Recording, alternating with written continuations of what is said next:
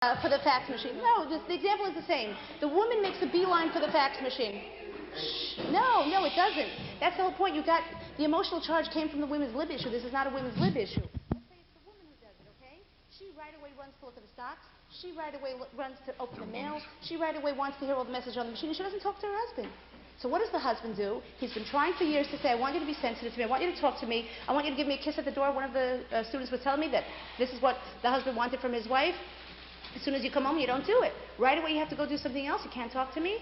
The example, let's take that example, okay? So what I suggested the husband or the wife should do, the husband should go over to his wife when she's listening to the answering machine and bring her a cool glass of lemonade.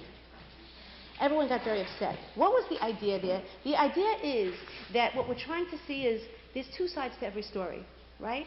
I'm thinking about me and my needs, and I'm saying, you know what? Listen, what's the spouse thinking? You should pay attention to me. I'm the center of the house. You should kiss me as soon as you come in. You should talk to me, right? What is the wife thinking? I need a few minutes. I'm so anxious to hear, did my stocks rise or fall? I'm so anxious to hear the messages. I can't. I'm on shpilkes. You know what shpilkes is? I have ants in my pants. I can't focus on you. I can't be in tune with you. I can't be totally present. I need to take care of my needs right now. I need to take care of this because I'm distracted. Okay? Why am I telling you this? This was the story that bothered some of the girls. That there's really two sides, and the two sides are very valid. Okay? The husband has his point, and the woman has his point. So what you're doing with the iced tea, the cup of iced tea or the lemonade, is you're saying, I'm with you. I hear your point. It's okay. I regard your point. Okay, you have a point too. And that is the best tactic for the husband to, his guard to come down, or the wife, her guard to come down and say, you know what a nice spouse I have. I know it bothers her, and she went and got me lemonade. That means she's with me, she's in tune with me, she understands where I'm coming from. She doesn't think it's because I'm mean and sensitive, it's just because I don't have the wherewithal to pay attention to her now. Now I'm going to try to pay attention to her. That was the point. That's good.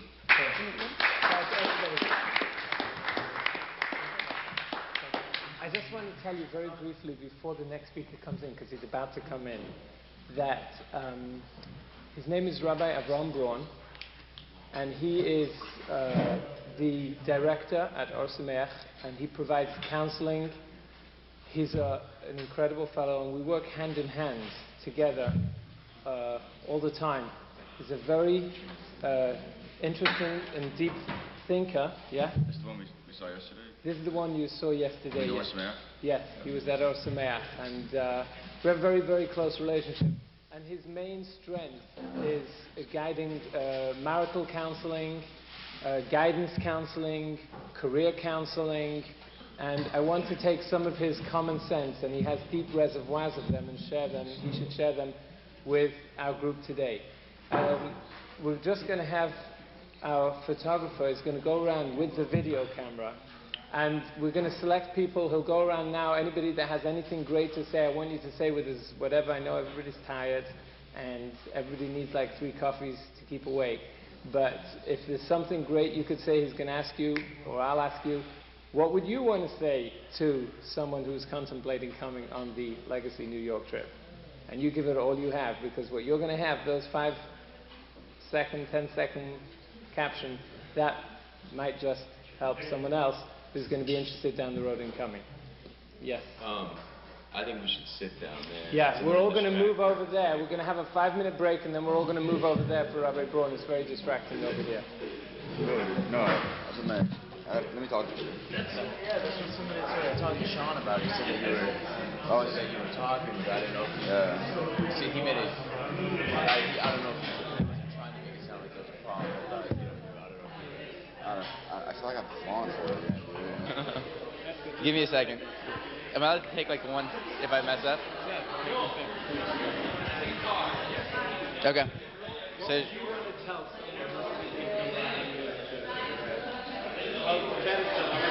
Wait, what would I call like the group at Legacy, like the people who set it up, like the Legacy, I want to talk about the rabbis and the people who set it up. Just the Legacy team. Okay.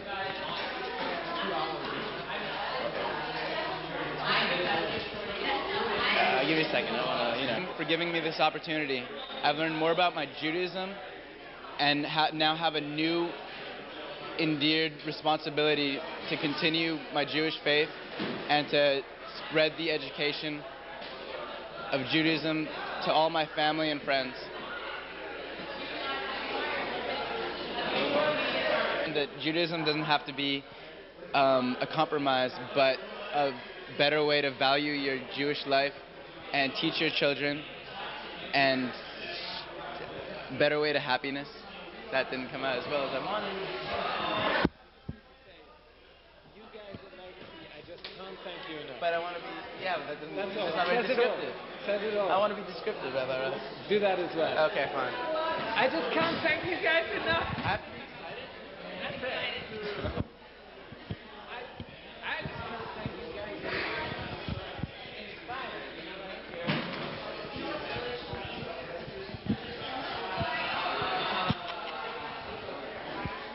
What was that again? You didn't just give me a better perspective on myself as a Jew. Yeah. But it's going to be for my children and for my grandchildren and for future generations. And? You give it up. It's got to come from you. You say what you say. I know. Like, more or less, that's what you're looking for. More or less. I'm John KJEW.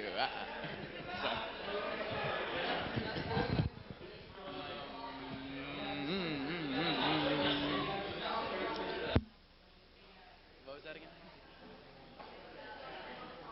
I'm making this too difficult, I know. I want to tell you guys, you know, Rabbi Zaret, you didn't just make me a better Jew. You have my generations. You didn't just make me a better Jew. And this appreciation of myself as a Jew. But I'm going to give this over to your children. I have such a better appreciation of where I'm coming from and where I'm going to now. Something like that. I'm so happy I came on this trip. Okay, It made I got me it. as a Jew. I feel it made me as a Jew. Asha, I'm so happy I came on this trip because I have a... don't stop.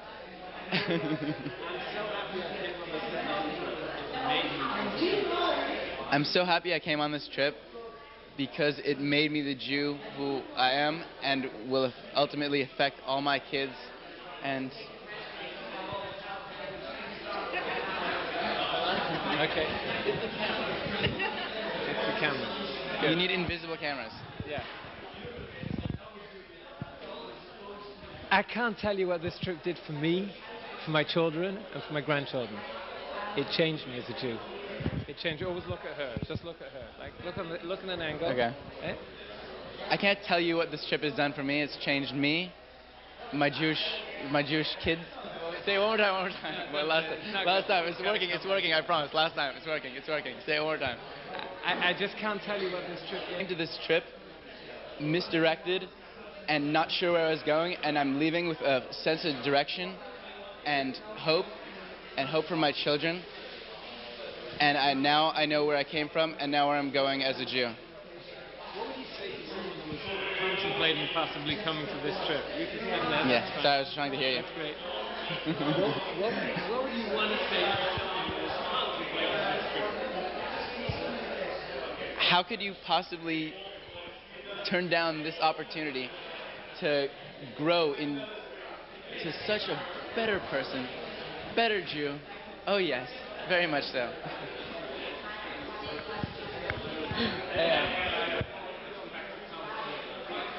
I'm going back to college with a new sense of hope and pride for my Jews.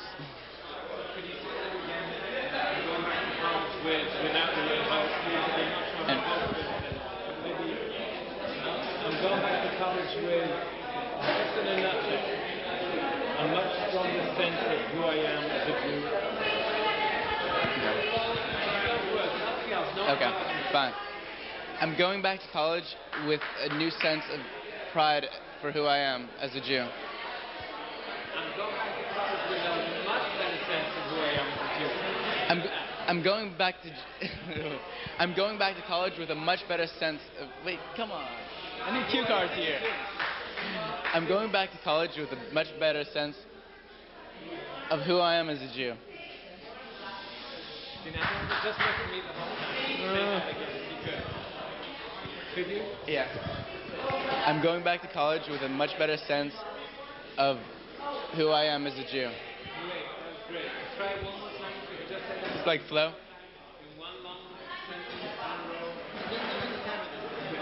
row. Camera or no camera? Okay. Just that was I'm going back to college with a much better sense of who I am as a Jew. great.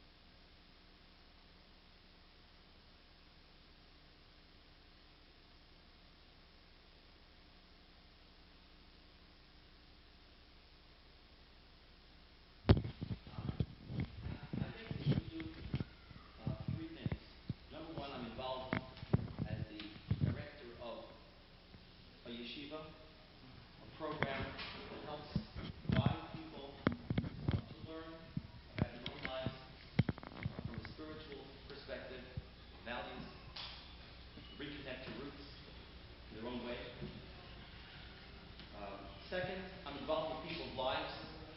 We have thousands and thousands of alumni people. I meet about 1,000 people a year. Spend a couple of hours a day listening to people, learning from them, and hopefully doing some advice. third. And the third, Shimon? Would you mind not?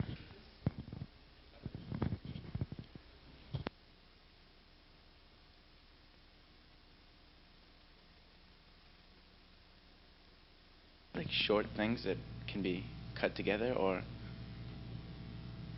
I'd say on the short side. like a few seconds each? Yeah. I'll just say a few things. I came to this trip with few expectations, but I left with a wreath of knowledge that I'll pass on to all my kids and the next generation.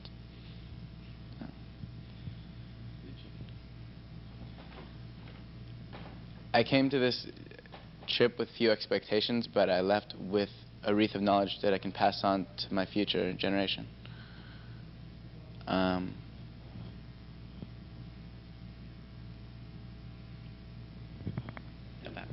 Please, b'vakasha. How's it affected your life? What paths you're going to take in the future other than you would have taken? I think I look at life and have a new value for life, and I hope that I can continue my Jewish education because I know the value. I now know the value of cut. It has helped me find something that I've been looking for, and now I have the pride for Judaism that I've always wanted but couldn't get the answers. I don't know, something like that. This program this week has, no question about it, has changed my life. It's given me an identity that I really didn't know I had. I never felt like I really had a people. I knew that a people was something that I could see, and I had never seen them. And coming to New York was an incredible way to experience that. I will definitely go back a different person. There are areas of my life that I've examined on this trip that I have never before. The rabbis on this trip, the chaperones on this trip are incredible. I don't think I've met one person that hasn't been more than eager, more than excited to help out in any way they could and answer any questions that they could. And I think the most important part of this trip is that for every question that I had answered, I feel like I have two more to ask now. My head is crazy. My head is everywhere, and it's caused me to re-examine a lot of things in my life, a lot of directions that I felt at one time I had chosen, and maybe now I want to take another look. I've never felt pressured on this trip. It's an incredible opportunity, and for the people that I truly hope that the people that are giving the money, that are subsidizing this trip, know what they're doing, and I think they do, because if they didn't, they wouldn't be doing it.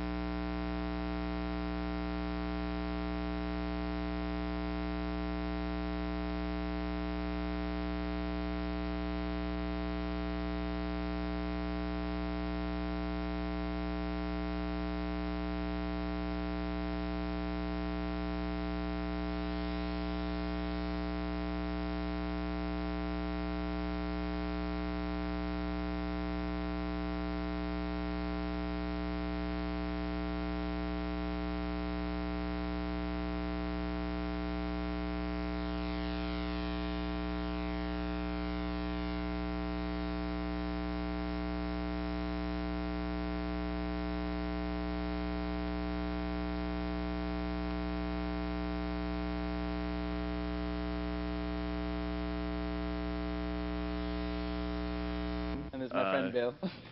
But we don't even go to the same school. Noam is from Santa Barbara. I'm from UCLA. And I now feel like I have a friend that I can share all my Jewish learning and growing with.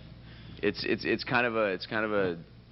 scary thing to go through this and to feel like you have to grow by yourself. And that's another incredible point about this trip, is that the growing is not singular. It's not individual. It's through a group, and it's with friends and people that you care about and that care about you. You meet great people to help you along in this.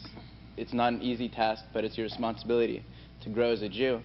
And having a great person like Bill and many other people to meet, you can finally feel comfortable expressing your ideas and feelings to your friends and to your family. And thank you very much for this opportunity.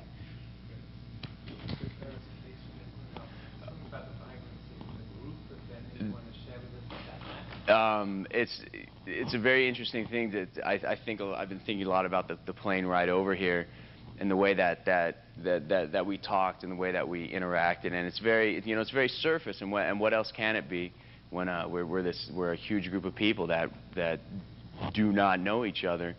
And then in contrast, I think about the plane ride home, and when I look at those same faces that were on the plane ride here, there's not a doubt in my mind that these are people that I will stay in touch with, because the bond that we have is very great. It's beyond the hobby. It's beyond an interest. We're the same. We're one.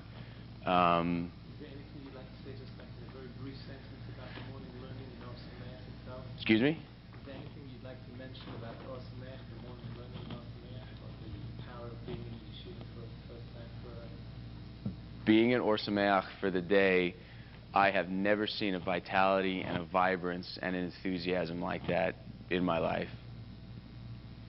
And I asked myself the question, why is he being so selfish? That's his mate.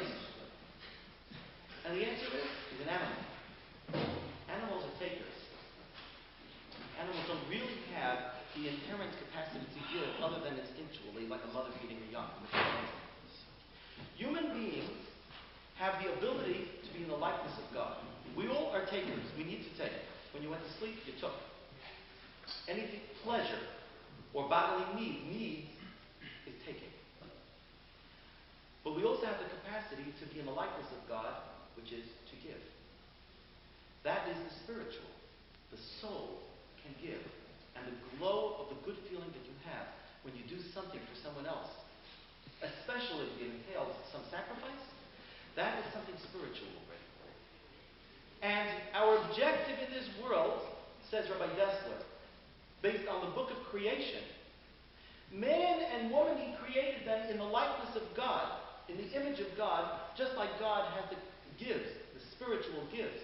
The physical body takes, the spirit gives. Everyone has to take and everyone has to give. The measure of success in this world is what your ratio of giving is more than taking. If you're a 90% taker, you're a selfish person. If you're a 90% giver, you're a giving person, and everybody loves a giving person. They make you feel good.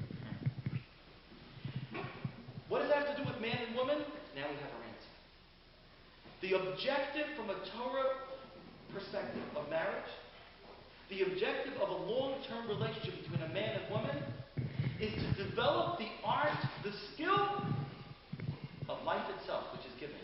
Because there is no arena to develop giving as much in a long-term relationship in marriage between husband and wife and husband. You know why? Because if you're committed, which is what marriage is all about, she's always there. He is always there. There's a constant. It's not a one-time giving. And there's no prestige. Nobody knows about it on the outside. It's for real. It's internal. It's always there. And with this, we'll understand. So ultimately, the purpose of marriage is to learn how to get away from our natural, normal, selfish, wanting, taking selves, which we have in common with the animal world, just we're a little more sophisticated about our taking. But to learn how to give. And the only way that we can learn how to give well enough and constantly enough is within marriage. And now we know why I can't necessarily truly understand her.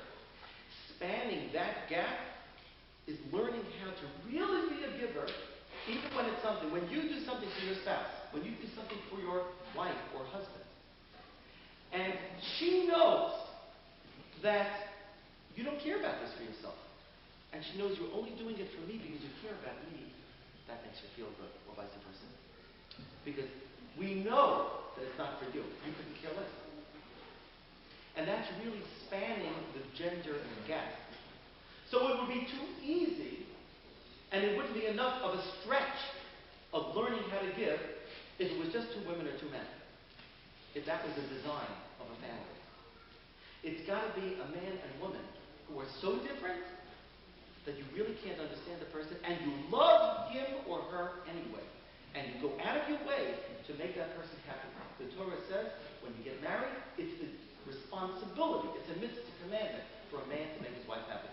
That sounds sexist, discriminatory. Why does it say that the woman should make her husband happy? Anybody have any ideas? The emotional response is so powerful that if you just start the right way and you do things right, you're automatically going to get a much more powerful response, a positive response. Do things wrong, you're going to get a much more powerful, you're overreacting now, my dear wife, that kind of response.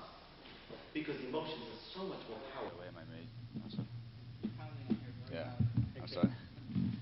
I'm a junior at UCLA. My major is business economics.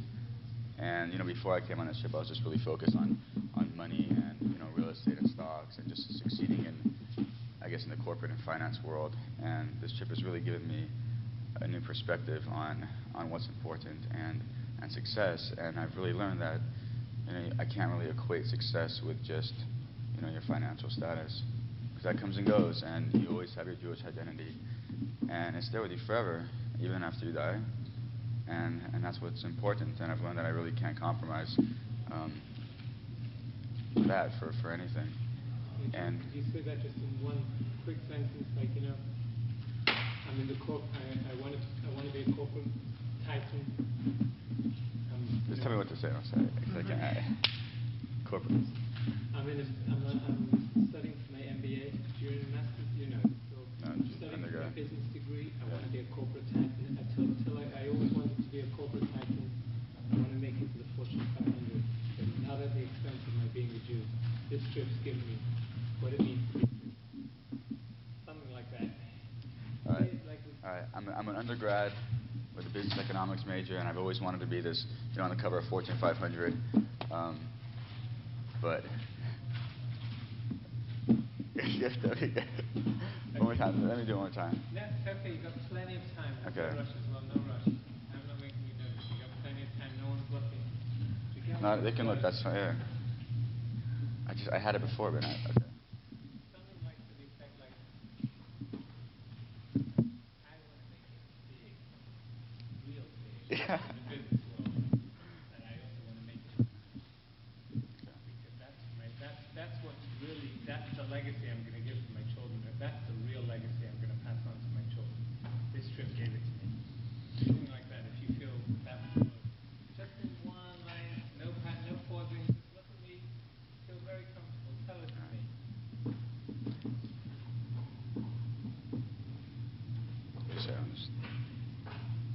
Real big. I think you want to make it real big. So, but I also want to be a Jew, is that what you're saying? And I also want to make it big as a Jew.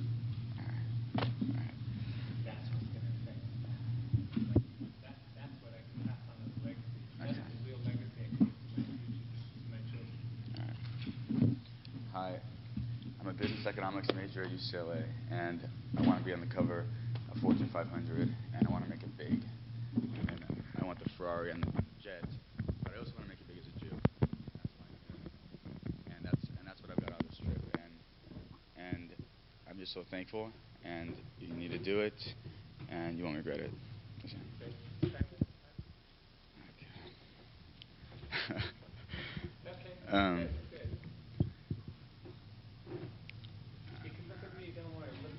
Okay. I'm a biz econ major at UCLA. I want to be on the cover of Fortune 500. a corporate titan, the big guy. But I also want to be a Jew, but I'm sorry. I can't. It's hard for me to say it if I can't do my own thing. I did my own thing before, but I can't. It was good. Very good. Is there anything you'd like to say about the group as a whole, how they bonded with one another? The group as a whole, as it bonded. How did you feel being part of the group? Oh, everybody was amazing. We bonded like brothers and sisters, like we knew each other from before. Great. Yeah. That's a great line. Okay.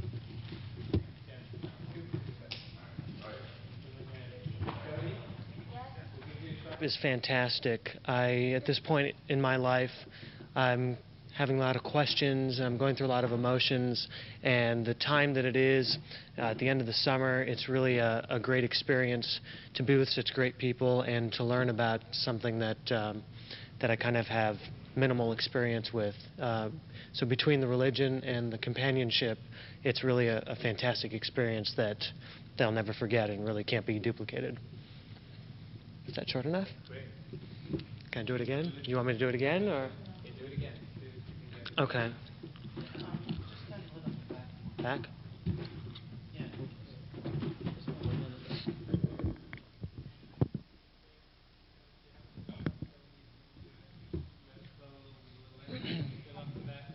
Okay.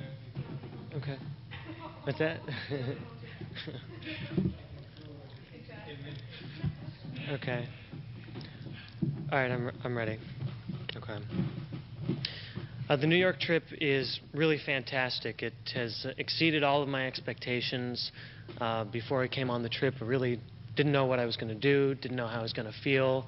Actually, almost didn't go on the trip, and I don't really know what I would have done if I hadn't gone on the trip. It's been such an emotional experience, both in spirituality, with religion, and with companionship. It's just an experience. You have to do it to know what it's like, and it's really an amazing feeling, an experience that really can't be duplicated, and something I'll truly never forget. Great. Where you just sort of you'd like to just share with me where you come from in terms of your family, religion, just your background? Just answer that question. Yeah, and then you could say, why this trip sort of gave you structure and identity, like to a lot of things that, you weren't sure about. Maybe. Okay. I was brought up in basically a secular home. Mother's Jewish, father is not Jewish, and it was really interesting to come on the trip and learn about my identity and about the people that are here, to see other people that are almost exactly like me, people that are different than me, yet still have many similarities. And like I said, for me, it's to feel that companionship with the other people, even more so. That's kind of how the religion and how the spirituality grows, is through the congregation and through all of the relationships that I've made here this week. A lot of questions about Judaism that I didn't have answers to, and nobody in my community could really answer them. And on this trip, through all the lectures and all the discussions on free time with the people who run the trip and the other people who help out, I've learned so much about Judaism, so many things that I felt were missing from what I had learned about Judaism were explained to me, and nobody was ever condescending, and everyone explained patiently, and I feel like I know so much more about Judaism now. And I also feel that all the people on the trip sort of became my family. I'm going off to college now, and so it's really nice to have a connection with people from the community that I'm going to college with, and to feel that I sort of have a home base, because I'm not going to be with my parents anymore, and I'm going to be away from home. And so that was really nice too. And it was wonderful, wonderful to be able to see a city that I would have no other opportunity to see, and that is really, really important to my family, because of course my family came through Ellis Island and they lived on the Lower East Side of New York, and so New York is really important to us, but since I live in California, I don't usually have the opportunity to be able to, see what my family was experiencing, a couple decades ago. Anything more you'd like to say is great. That was terrific. Okay. Anything more you'd like to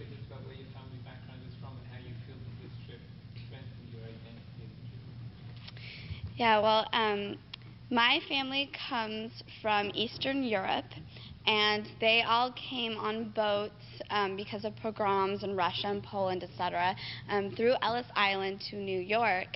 And, you know, I've always heard about how Jews live in the East Coast and, you know, how a lot of people are living more like my family lived, you know, during the turn of the century and in the 20s and 30s.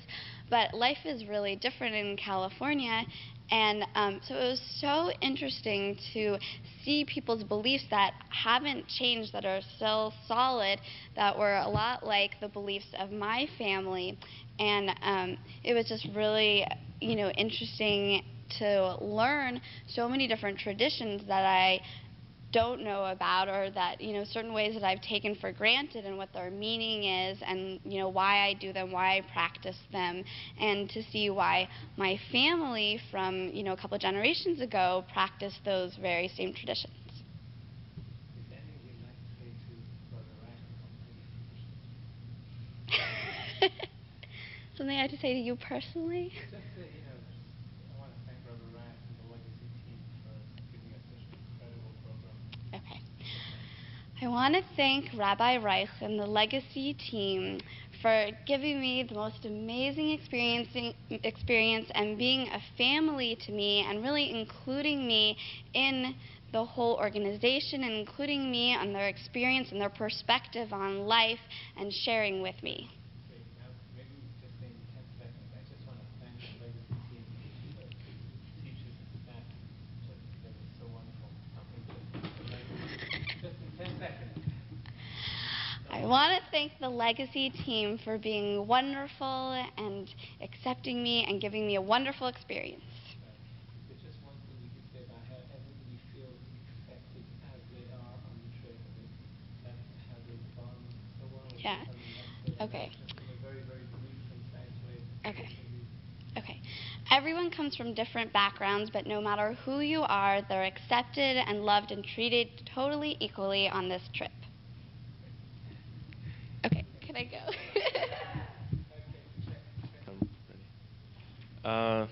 Before I came on this trip, I always knew I was Jewish. I always felt Judaism was right.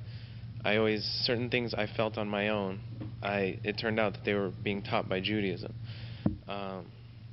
Coming on this trip gave me the education, basically, that I needed to support my ideas, to tell me that, you know, this is right, this is the way life should be, and it's so logical. Everything behind Judaism makes so much sense, and even though at times, you know, it doesn't, your animal instincts, I guess you can call them, don't tell you this is the way it should be, you know, deep inside something's always telling you that's not the way it should be. Something should be different. And coming on this trip basically told me that those inside feelings, those stronger feelings, the feelings that I really feel, coming on this trip, it taught me that those feelings are the right ones.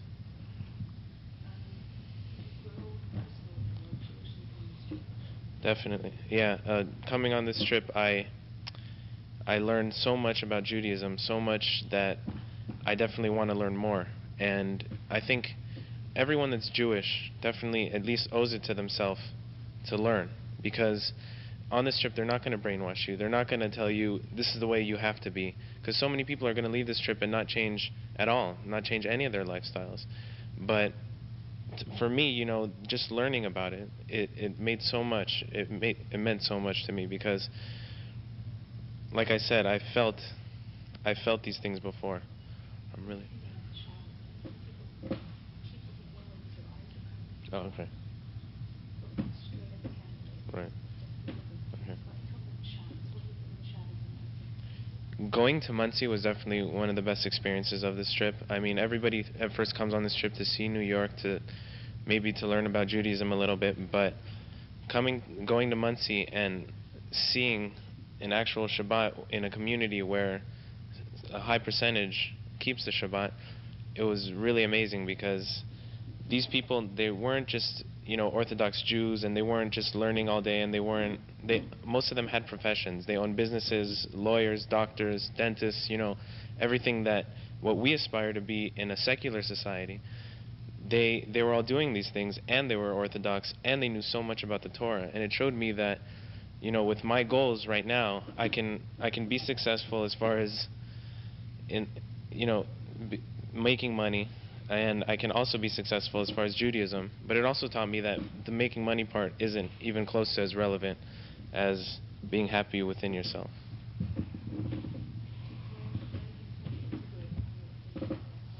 Yeah. Definitely. I definitely want to learn so much more because of this trip, and I believe that going home, I will slowly begin trying to keep more of the laws, more of Judaism. I will definitely try and be more Jewish.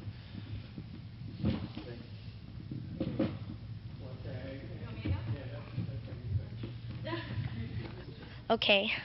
My name is Allison, and I come from a family who was raised very Reform. My mother always felt it was important to know the Jewish holidays, and so we always celebrated them. She would have the round challah for Rosh Hashanah and Yom Kippur, and we always celebrated for Hanukkah, and we'd have Passover Seders with our family. But I really never understood a lot of the concepts about Judaism. A lot of the things that are very important to really understand the religion. I had a lot of doubts in God when I came on this trip. I didn't think there was one, and I didn't understand how all these people could truly believe there was a God.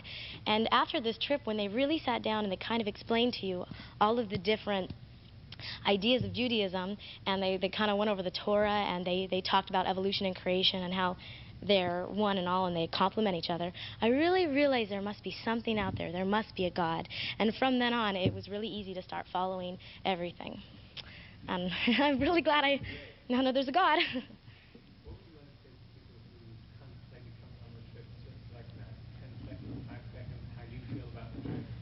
Oh, I say you should definitely go on this trip. It is so wonderful. A lot of people, I got a lot of religious out of it. Some didn't, but I really think they gained a lot of different wonderful aspects. People made friendships that I've made all these friends. All 40 of the people I would love to stay in touch with. It made me more comfortable to be Jewish. I would wear 10 commandments around my neck. At home, I would never do that. And I know a lot of girls who were saying that they want to go out and buy some long skirts, and I'm thinking of doing that too. And I just definitely would recommend this to everybody.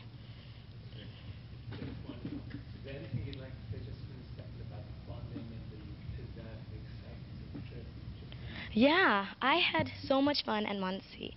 That was, I think, the ultimate experience. I loved it because, first, I loved being in a Jewish atmosphere with all these different Jewish families, but I kind of grew up never really knowing what kind of people the Orthodox were. I had my own philosophies, and deep down, I kind of I don't know. And then meeting these people and sitting with them and having a meal with them, and we stayed at this one house for 3.5 hours during Shabbat. And we talked and giggled and had so much fun, and it made me realize what a wonderful atmosphere it is and how special I was to be spending this weekend with them and how I would really enjoy doing that more in the future. And that was my favorite part.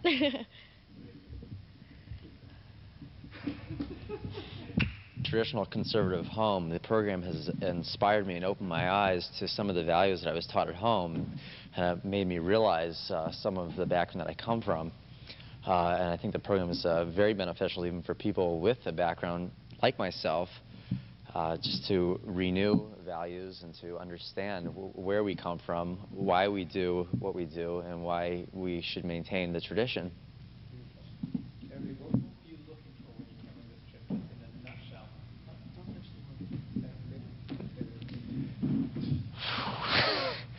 I was looking for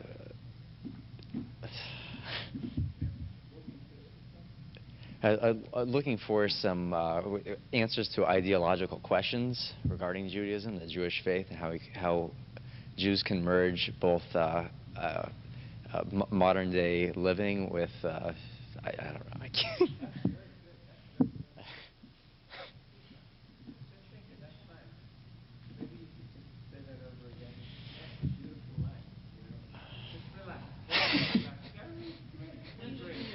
Just be myself.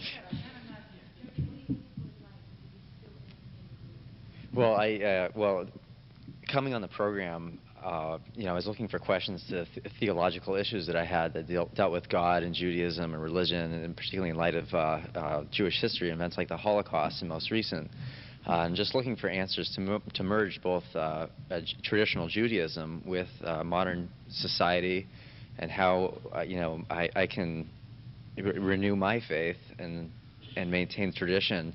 And one of the most important things that I learned on the trip was, what can I do for my children that I didn't have? And it was certainly nothing monetary. And so I'm committed now to send my kids to yeshiva, bring them up in an environment similar to my own, in a home, a kashrus, and try to give them more values than I had, which that's in a sum.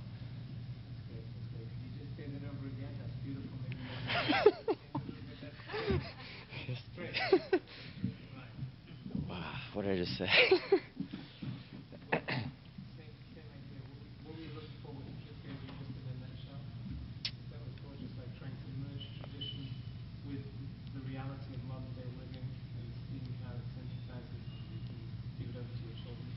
Yeah, the trip has inspired me to merge modern-day living with traditional Judaism, and really inspire my kids in the future to really take a hold of Judaism and celebrate the traditional values.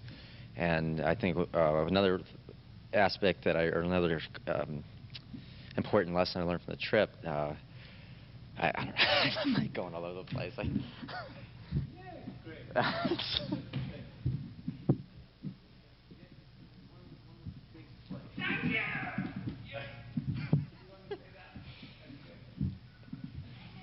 Yeah.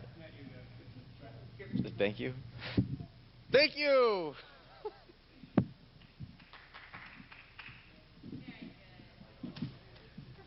Okay, hold on.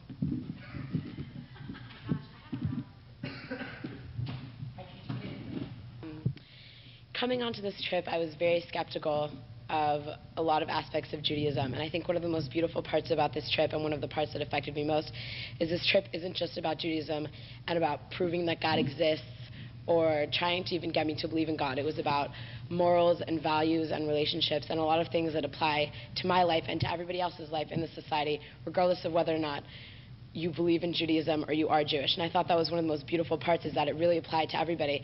At the same time, I learned a lot about my Judaism and myself and my culture and my roots and my past that really mean a lot to me and that have encouraged me to continue exploring my Judaism, to take more Jewish studies classes, to really continue with my religion. And now I understand why I want to do that and why I want to celebrate Shabbat with my family every Friday, and even with my family and my community that I now am going to have at UCLA, thanks to JAM. I encourage everybody to go on this trip.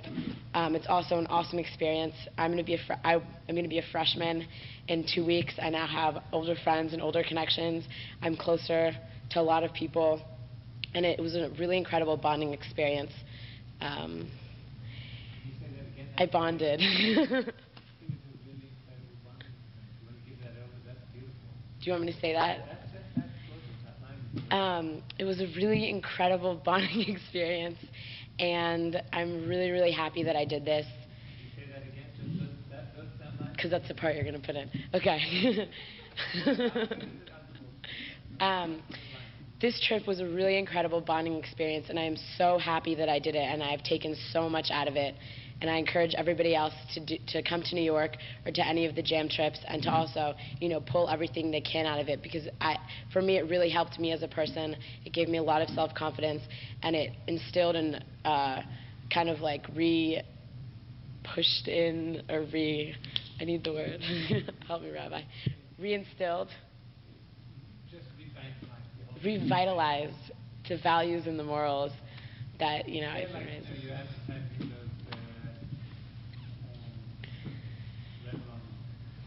Revlon commercials? Okay, so you want me to start the whole thing? From bonding? Okay. This trip really revitalized and reinstilled in me the morals and the values that I've been raised on, and that I would like to raise my children on with.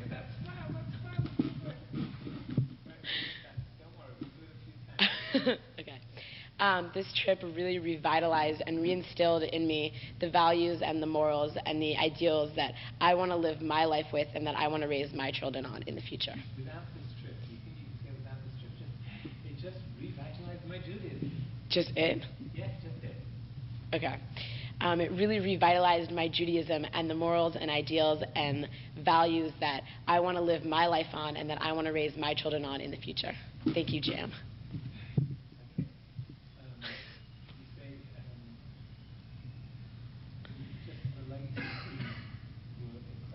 Oh, they were. Okay, yeah, I'd like to say that. I can't add to it. You say those 4 words and then you add to it. Okay, the legacy team were incredible. They were so patient. They were so understanding. Everybody was so open. It was a really incredible experience. Great.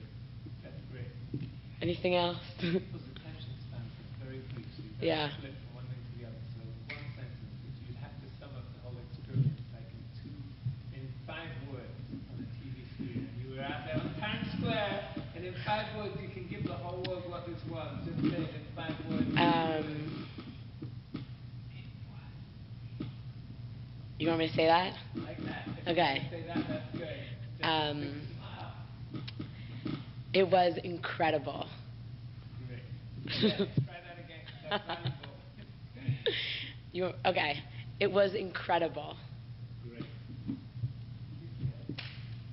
I don't know what they are. They're Just beat. It's just like Thursday. It's life. Good. See if you could just put the gun somewhere. Like, the teacher just walked in the room, like that kind of stuff. how about in the side of my mouth? Okay. Great. Okay. Just if you one thing in a nutshell, like where you coming from? Well, I'm coming from a very non-observant family, and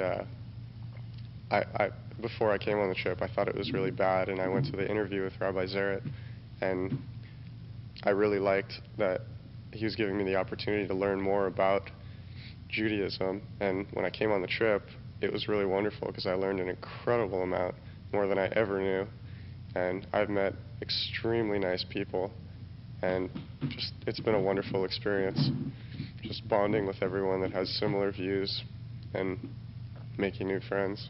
It's been great.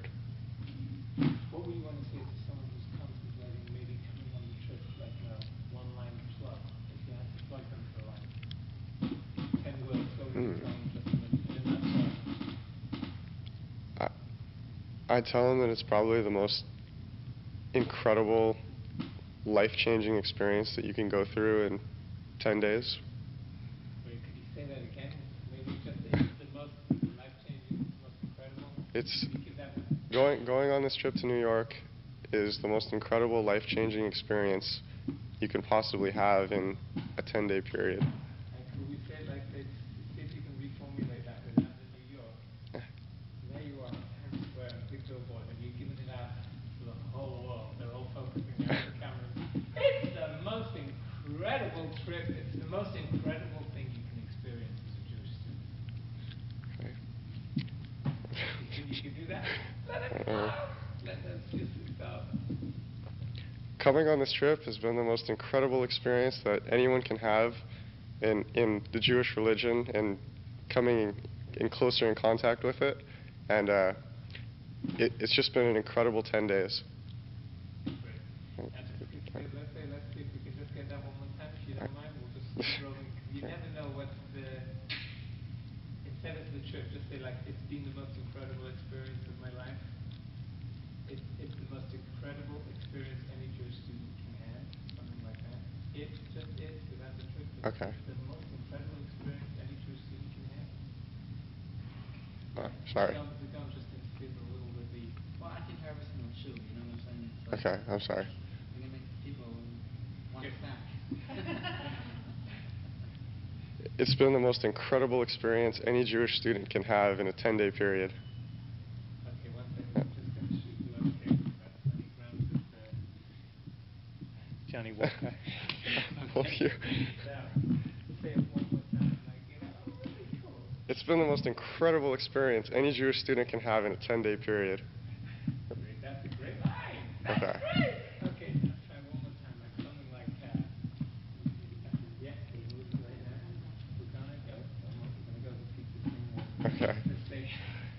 It's been the most incredible experience any Jewish student can have in a 10-day period. Okay. And just like, it's just in 3 words, it's been wonderful. It's just amazing. Thank you. We're going to try and make their job as easy as possible. There are in-house production film specialists. So they'll be catching you if you have a couple of words to say into the mic. Feel free. Let your hair down and say it as it is. Okay, Sean. Okay, that's better, Sean. Okay, it's all yours. You do Turkey very well. Good. They want a slice of pizza. Anything anybody wants to say into the camera, they should just feel free. You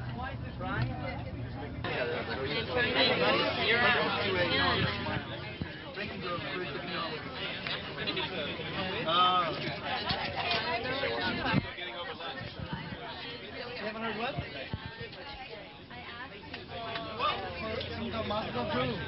How do you think this experience changes your perspective on Judaism? Because we don't have anyone who just had a baby or just got engaged. Okay. Oh, that's a good point. They're saying it for you. This has been a great experience, a real head turner. I hope we all take back a little something special when we go back to where we came from. It's a very, very moving experience. We'll give it a shot. Is this a joke? No. No. He's putting it together.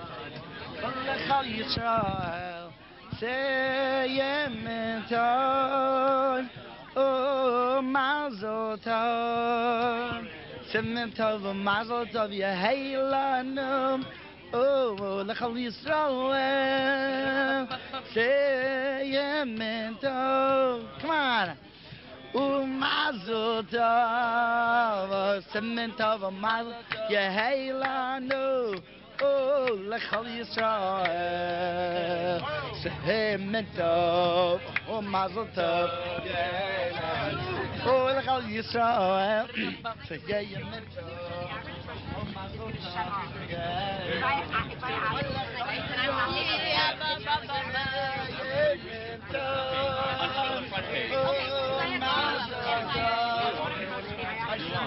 We gotta write like Jam Legacy, Jaguar, blah blah.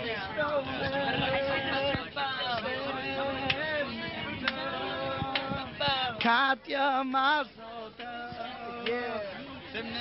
Mazel Tov, Yehilanum. Oh, Lechal Yisrael. Oh, bum bum bum. Bum bum bum. Bum bum bum. Bum bum bum bum. Bum bum bum bum. Bum bum bum. Bum bum bum. Ti la la la la la. Da da da. Oh yo yo. Come on.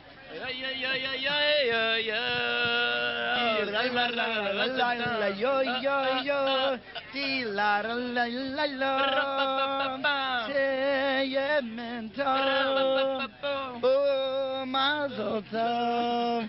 Oh, Simon Tov, Mazel Tov. Yehilanum. Oh, Lechal Yisrael. David Melech, Melech Yisrael. David Melech.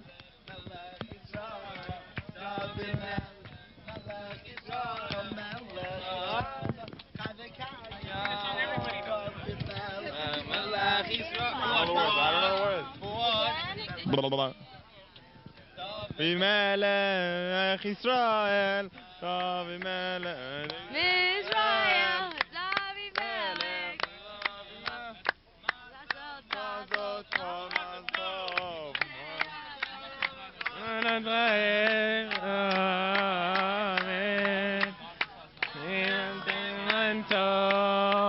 Mazel, Mazel Tov.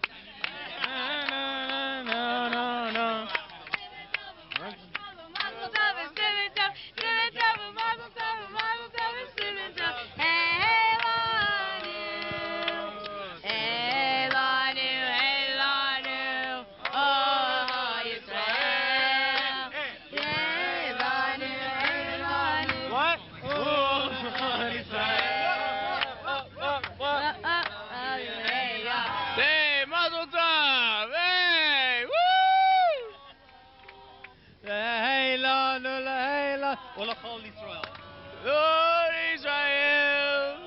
Yeah. We're gonna edit this part. Edit it. Cut him out. Oh, L'chol Yisrael. Oh, Israel. This guy's got a future in the singing business. All right. Yeilanu, oh, L'chol Yisrael. Heilanu, Heilanu. Okay. Come on, baby.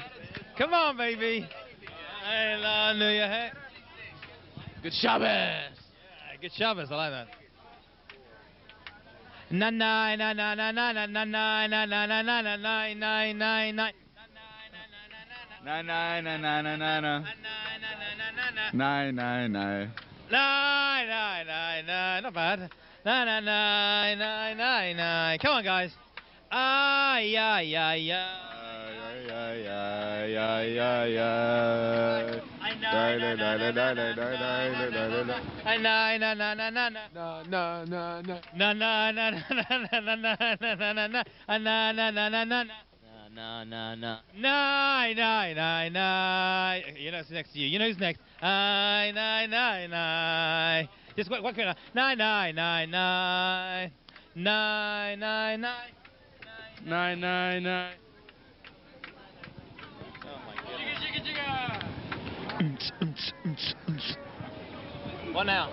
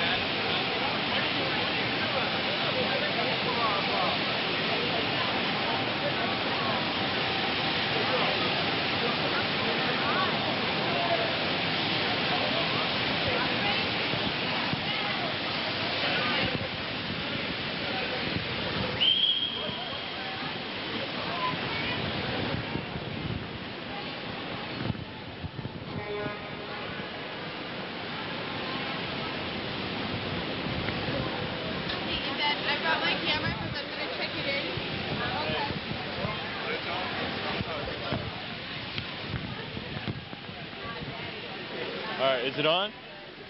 Is it on? Okay. Huh? Ready?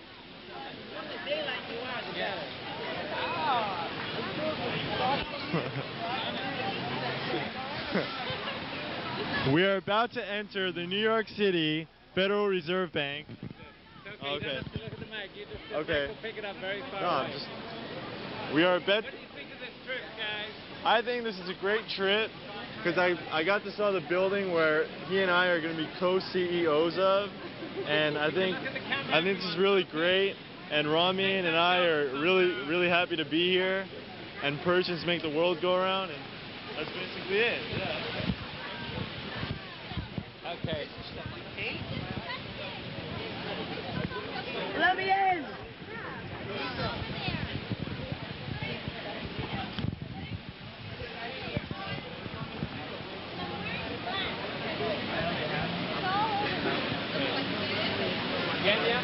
Kenya?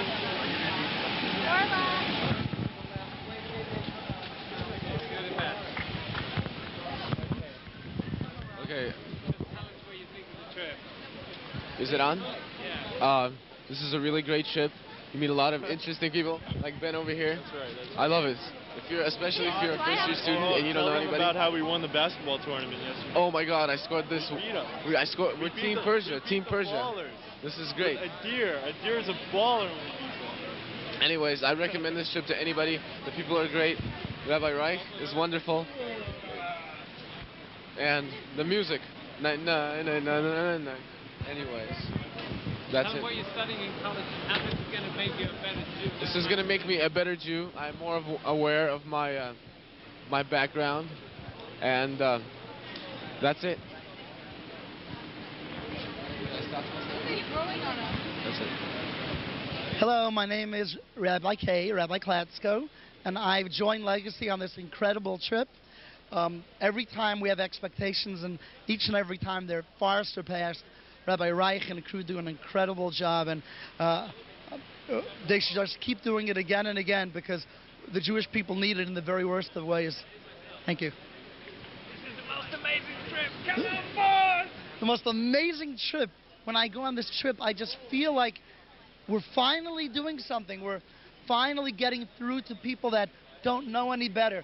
We're giving them a chance to decide on their own, and it's happening through Legacy. Thank you.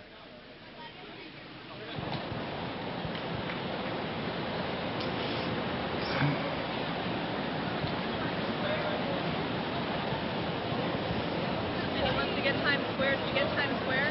Where? Did you get Times Square? Just this whole thing. Where do you see anything that says Times Square? See that it's Times Square. Where's my knapsack? Oh, I got it on my desk. Oh, yeah, you got to get the Times Square excitement.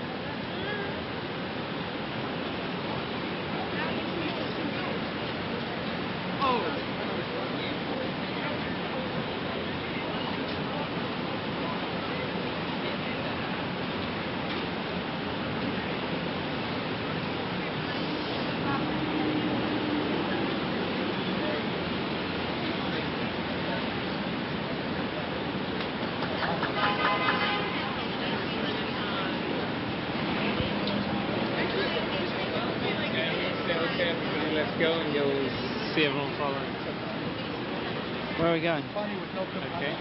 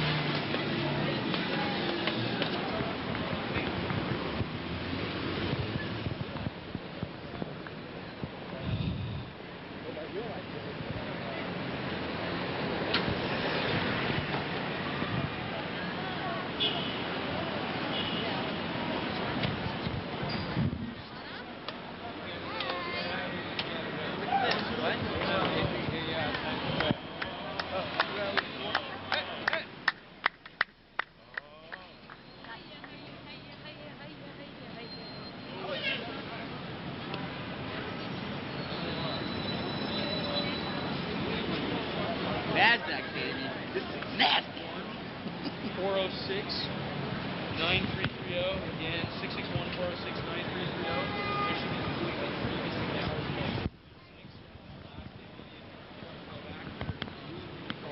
Jim and jump to the front. Jump to the front. What?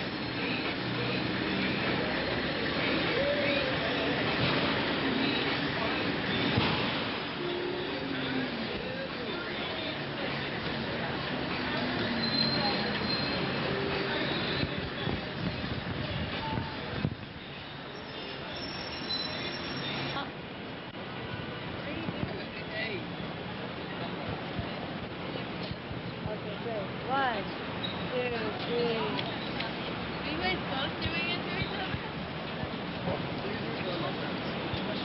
Hey, you gotta say words. Yeah, you have to. I can't do it right now. I can't do it in front of other people. What do you want me to say? Megan said you enjoyed the trip. What you think about it? Just hold the mic for the Do I have to? Can I do it later? How was it? Oh, I hated it. You hated the mask? Yeah, we better get someone else over here. I really don't want to do this. You guys. Aviv, I really don't feel like it. I don't want to talk. Can we get someone else? You want to talk a little bit? Jody, do you talk? What do you want me to talk Here. about? Just talk about legacy and... Oh, no. Oh. Come on. A toxic brothel. Can you do it? How are you enjoying the trip? She'll do it. She'll do it. How are you enjoying the trip? Okay. What are you asking me?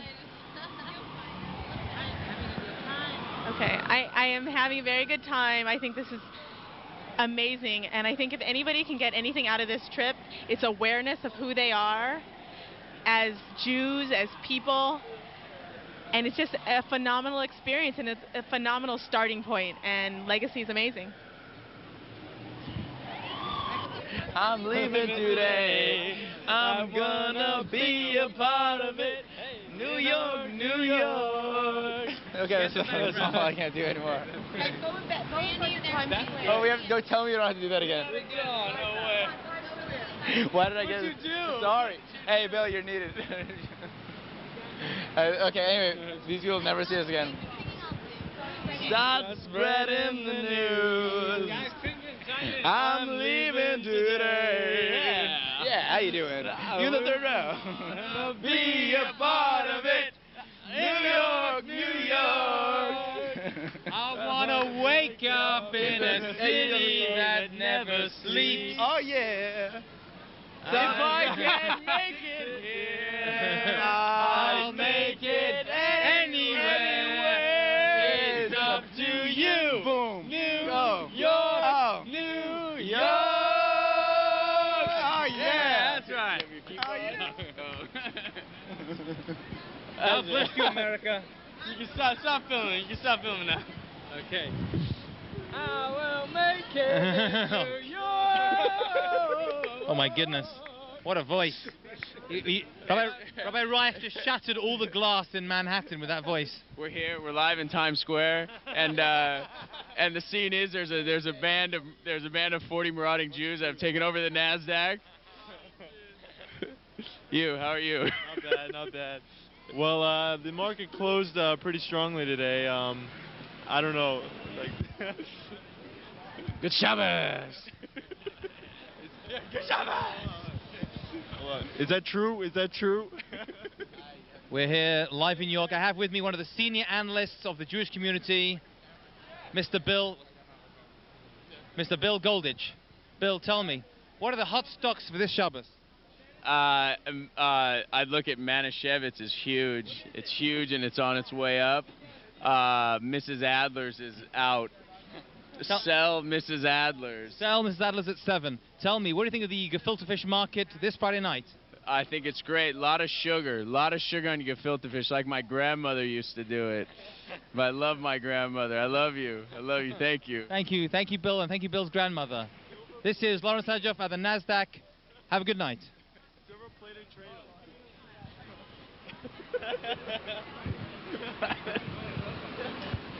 I want that interview on this. I want that interview on the video.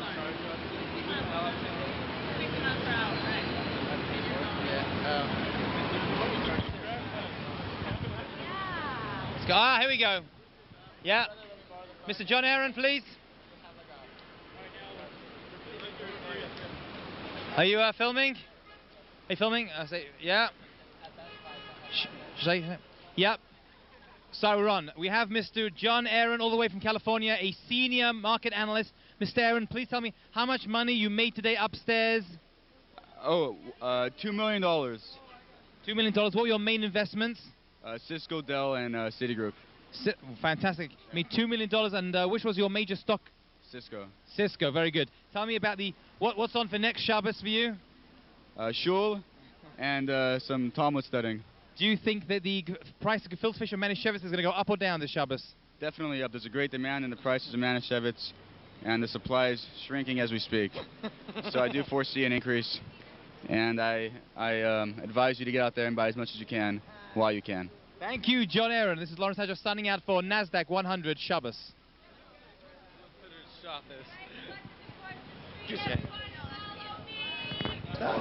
Yeah, just look at it. Look at like you were to say He likes to show us things.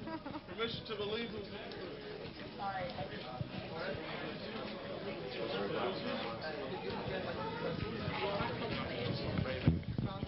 Is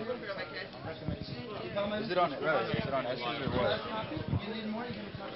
Rabbi, is it just him talking or is it just like random essays? It's him discussing. Just random essays on different topics? Yeah.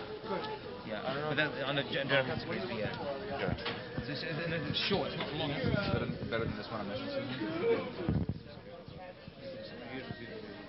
This is better. But I'm new to this whole thing, so I need something that's...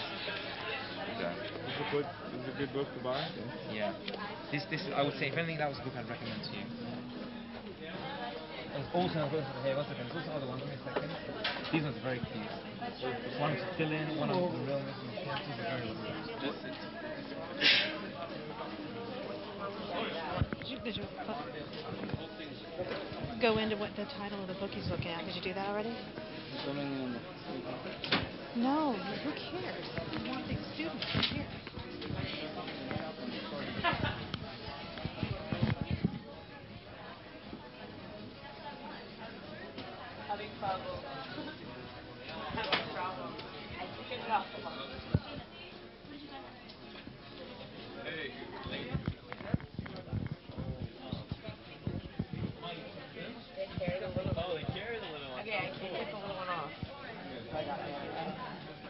Yeah, let's film, please.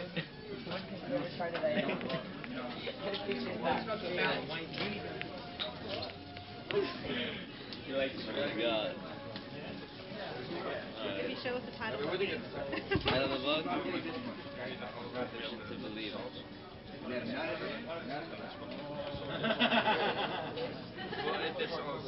has like a little...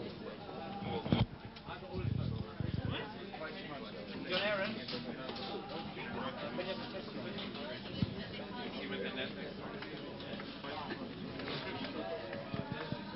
Basically, it's these books over here. All about why. Philip.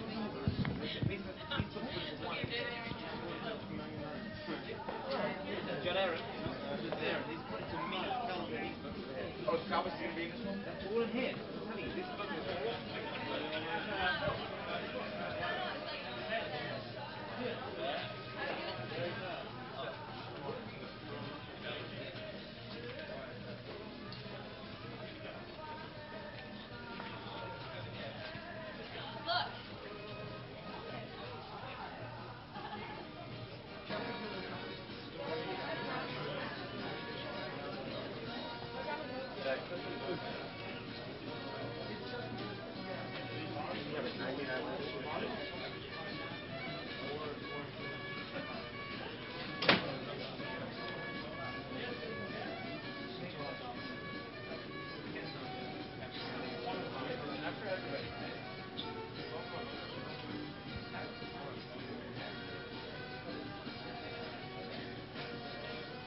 Going to buy his first set of books. Decided that we need to learn before he learns anything else. We've decided my Sephardi friends over here need to study the Zohar and the mystical teachings of the rabbis. Thank you very much. Good luck. Oh, here, this is good. Oh yeah, I lost mine. I was stolen out of my car when I fell asleep. Really? Yeah, That's a bummer. Not to mention This is the king. You go through this every week and you're smarter than the rest. And it's all have it in Hebrew, of course. Right. Yeah. Then it has everything in English, and then with the commentary. And it's just, it's incredible. Thank you. You know what you're talking about by the time you finish. If you were to read just a regular... Something that translates the Chumash Right. Would it be the same in English version of this? No. Probably not. This is much more exciting. Thanks. I'll give you an example, okay? In the regular Bible, you would read, it says, in the beginning God created heaven and earth, right? But in reality, that's not a sentence. If you know Hebrew, it's a run-on sentence. So look, they're very careful to put these dashes to show you. In the beginning of God's creating heaven and earth, which is the end of, when the earth was astonishingly empty of darkness and service and the divine presence hovering over the waters, with all that, God said, let there be light. So the first action that took place was let there be light. He didn't, not the creating Not the creating of heaven and earth. So this is like, that's why when ArtScroll came out, everything else became obsolete. Because they took everything very seriously. And this is king. Every shul that has money has been converting from, that Sansino or Hertz. Yeah, the Sansino. What do you think of the Sansino? Sansino is good, but again, It's not the art scroll. No, art scroll is king. Plus, that makes it a beautiful book. I mean, it's just you own this, and you feel like you own the Torah. Yeah? So Sylvia's just got this. Yeah, minus $10,000. $10,000? Torah goes 40. For about over 45. Or yeah, is it over 40? Yeah. Is the smaller one just as good? Yeah, smaller just as good. Here's the miniature version. Comes I probably should have showed this. I was looking for Torah on CD-ROM, but there'd be a problem with that if we were to learn Torah during Shabbat. Let me show it to you. Basically, they take the Torah, they translate it, okay? Then they bring, this is the Rashi, watch. Then they bring the whole Rashi and they put it down into normal Hebrew writing, not in Rashi script, and translate it. And then at the bottom you get those amazing notes about exactly why he's asking. Every time Rashi says something, he says it for a reason. So down here he'll tell you why. This is the best. I still learn by this every single day. This is the best you can get. It's a 5-part set. I want Bereshit. You want the first one? Okay, so let's find it for you. No, sort of Devarim, because that's what everyone's buying now, because that's where we are now. Right.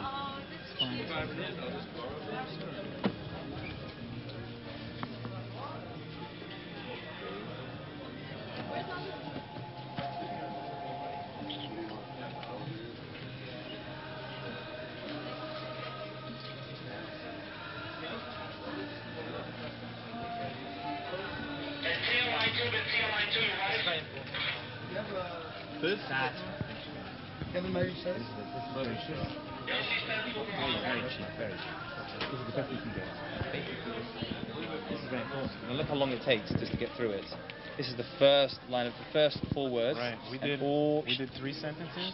2 hours. You spend weeks on it. Look, it's going on. The Russian things down. Why the whole creation? You know why we start here. Why the Torah starts here. Explains exactly why the pasuk begins with the creation of the world and not with the first mitzvah. You go to Switzerland a lot of time. All these notes down here explain all the sources. Shows you the whole thing. It's unbelievable.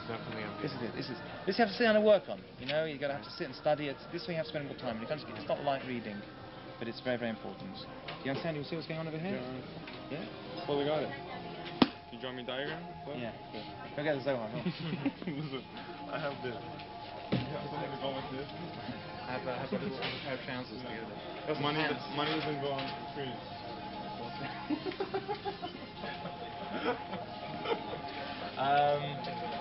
This is the mini version of the same thing. This is nothing. This is Palestinian commentator on the Torah. This is maybe. Yeah, the thing is, like, you don't know how to pronounce it either. It's totally being videotaped now. I wonder how long they have this.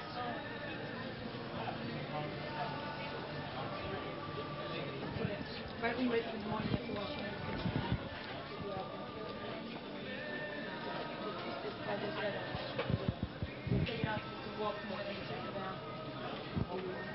What about this? Is this being made? This is a charity. Pushka. Pushka. So I would put the charity in there and then take it. Take it wherever. So yeah. You need charity after you. Phil.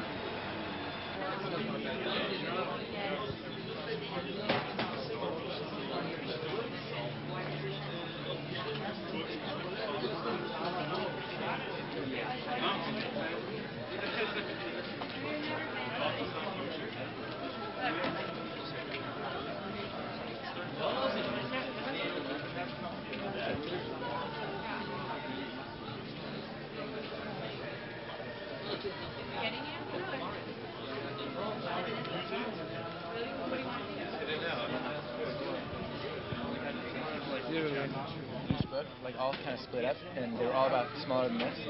They're all like commentary and English. This you could get in a much more simple form if you want, like without the deeper commentary. I want the commentary. you want this in 5 volumes or what? I wanted to find something like to bring it around. Like there's a he had like There one, is this in pocket edition 5 volumes. maybe not this exact edition, but like he had The English commentary. he had it where it was like this big and like you could just carry it around, put it in your pocket, and like run. So they have it. They have it for sure. Have they? Just the guy will give it to you. You need anything? I have it at home. Everyone. Okay, try that. Try it.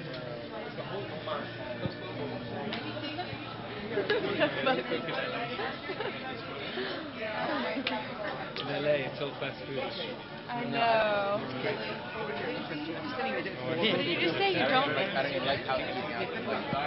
going out? Oh, you like cookies? The best thing possible. It's like home food. It's like so much love and feeling put into it. It's like it has a whole different feeling.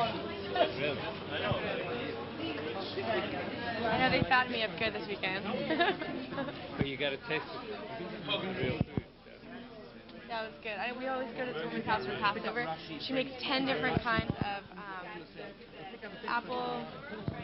Help me out here. No, the brick. What? Oh, the kugel. Kugel. We say kugel. What do you mean brick? It's a symbolism for bricks, mortar. Oh, the charoset. Yeah, she makes 10 different kinds. Bricks? You mean like cement? So great. So great. Good Are we stuff. being interviewed Good for stuff. something right now? Just go around. You have plenty of people to. Yeah, we're no fun. Some people So where do you think we should pass the guy? You know what? Ask Rabbi Zaret. And this is a good one. Stone's like the. Oh wow. Yeah. Okay. One for my family and one for my cousin. Here, let me buy it. Okay, this is very good. This is very good. Oh, is it? Okay. My grandmother's died like a year ago. Morning. Just to get put together. Great book. There is another book that you can get besides this. Okay. Which would be better? No, but I think this is the best book. That's the best one? This is the Get best, this one? absolute best, yeah. Is it between this and like a little thing for Rosh Hashanah for honey? The honey usually. This would be better. If your parents could fill the thing. But she's not religious or anything, that's the thing. It's a perspective of the ritual and the actual thing. So it'll help?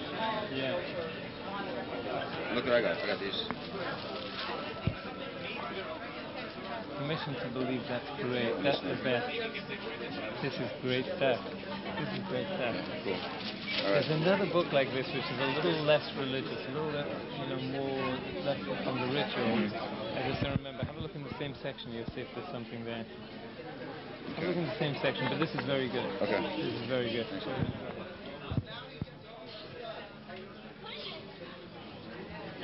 Science of God.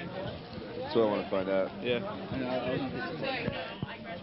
See, I know that this is also about the this conflict. guy spoke the last time in the conference. Yeah. And the guys were like glued to him. They couldn't get away from it. And I wish we could have him again this time. And basically what he said is, this is the basics. This is the basic argument. The rest is like his next book. So I know that this came first.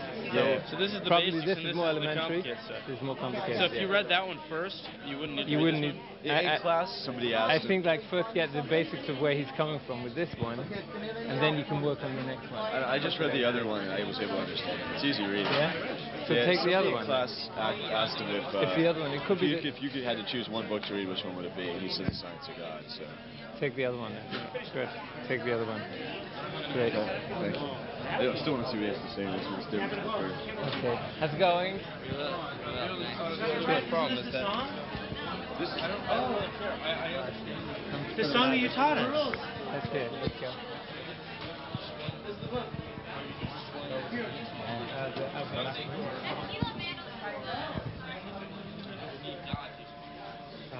No, it's the same author. It's the same guy. Oh, is it? Same author. Okay, guys. Are you trying to help them? Yeah. What do they need?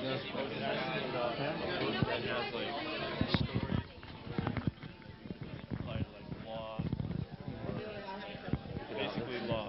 I mean, you want basic Jewish halacha? Yeah. Then you got to get the Code of Jewish Law. That's the simplest compendium. That's the basic compendium of Jewish law that you can cover. It covers basically everything. Right. But you want something which is lighter? Yeah. See, Jewish law is very hard to get in depth. It's very hard to get it when it's light. There are a lot of light stuff, storybooks, tons of them, generation to generation, might be interesting. Something more from a Sephardi. Do you have anything more with stories of Sephardi giants? They should get Baba Sali. Baba Sali, this book is going to blow your socks off. Okay. This is absolutely, this is like the best of the best. All right. But this is real mystical stuff. You ready for some stories? Like every miracle will blow you away. Right. Get that book, Baba Sali. Story? Absolutely no. This guy passed away 20 years ago. It's called Baba Sali. Get the book. Where is it? And then there's another book that's worth getting called A Tzaddik in Our Time. I had so much inspiration from that book. That's much more practical. There are a couple of miracles there, but the guy was just like amazing. His midas, his feeling for another Jew. Like that was the first book really made me. That book really gave me so much. A Tzaddik in Our Time. See if they have that in paper book. We went up to Baba and we brought this to her. We thought we were going to get it. We wanted to see what she would say. She flipped a double somersault. She caught herself by. Okay. Good. Try that one. That's good. Okay. Let's see if we have something. A Tzaddik in Our Time. See if they have that. That's good. A Tzaddik in Our Time. A Tzaddik in Our Time. That book is so beautiful by Simcha Raz. I'm sure they have these right now. I'm getting that's good stuff. Rashi. Good stuff. The first one is great. This is great. This is great stuff. And this I'm not going to get. Okay, that's heavy stuff. Yeah, exactly. But A Tzaddik in Our Time is so good. And also Baba Sali is a book which is very, very moving. Right. But it's more, it's mystical. I mean, it's true stories. Right. Okay. But can I ask you about that? Are they allowed to use mysticism? Yeah. For him, he was. For us to dabble in it is dangerous. We shouldn't do it. Because he had a father who taught it to him. His father was a giant, and his father gave it over to him in a very pure way. His father was a giant in mysticism. His grandfather was a giant in mysticism. For his sons to teach it to plain people wouldn't work. But he was so reared in it, so brought up. When he was a little kid, he went with his father in the cold winter nights. He would break the ice on the mikveh to go in early in the morning and prepare himself. I mean, since he was a kid, he was brought up that it was different. For us, baby drops.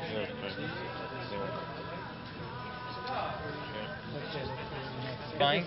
This is a midrash. Baba Sali. Yeah, I think it's too heavy. He said he wants to read some stories. This is good. This is fine. It's got immortality in the soul. It's got stuff like the Shama. It's got extraterrestrial life. Good lessons. This is the fundamentals. Fundamentals. For the midrash. Is this set good? Yeah. It's very good. It's very famous. I can find the rest of the sets back in LA? Yes.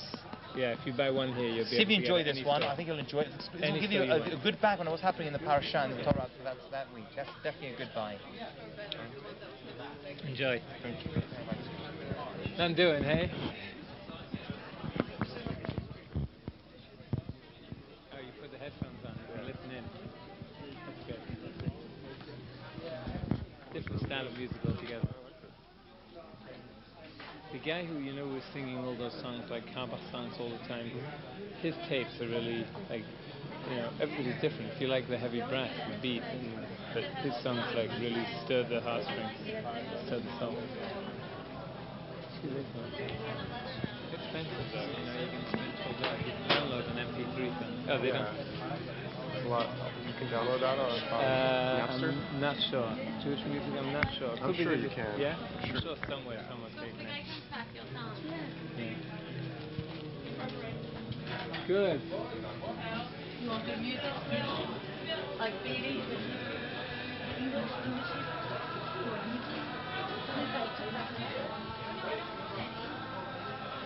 Religious songs? Oh, yeah. What?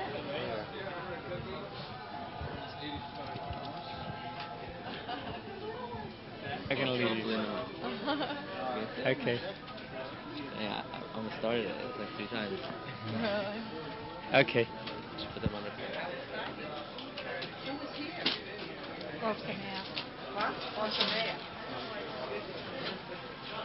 They're all from the same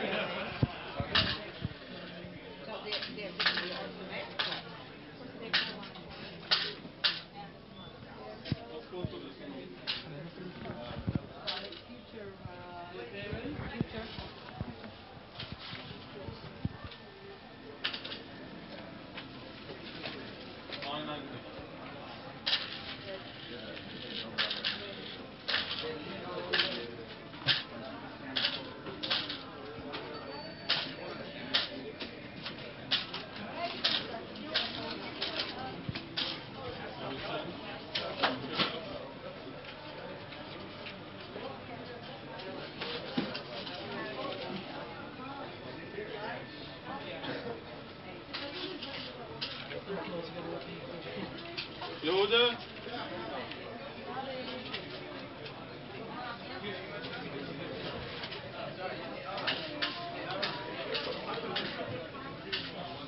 Which register's open?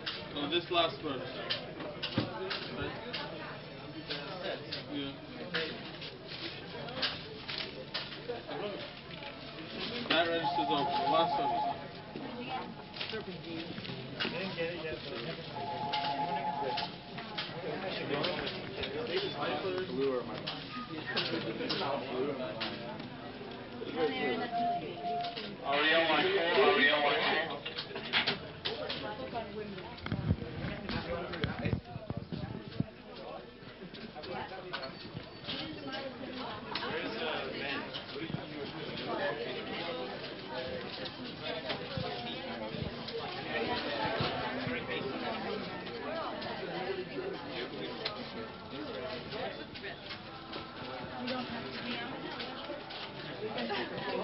Oh, here, now.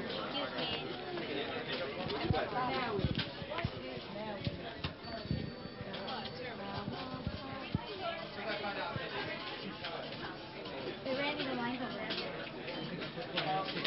No, I didn't either. I'm getting a picture.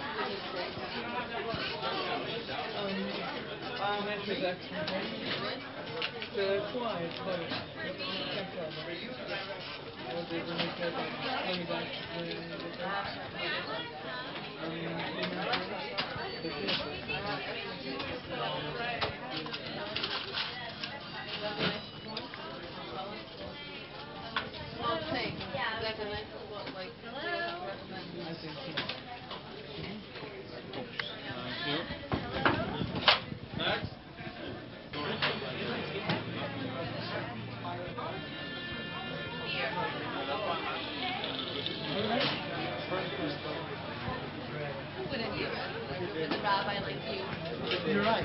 I'm not a show and tell. What did you get? Which one do you want?